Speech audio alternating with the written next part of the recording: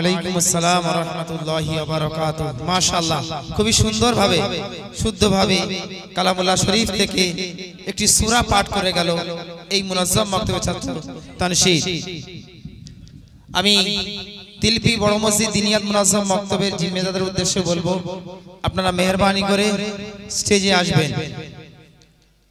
প্রতিটি জিম্মেদার অনুরোধ করা হচ্ছে, হালদারপাড়া দিনিয়াত মুনাজ্জাম মাকতুবের প্রধান জিম্মেদার এবং আমাদের বারিকপুর জোনের একনিষ্ঠ জিম্মেদার জনাব মাস্টার আব্দুল কাদের মহাশয়, আপনাকে অনুরোধ করছি আপনি মেহেরবানি করে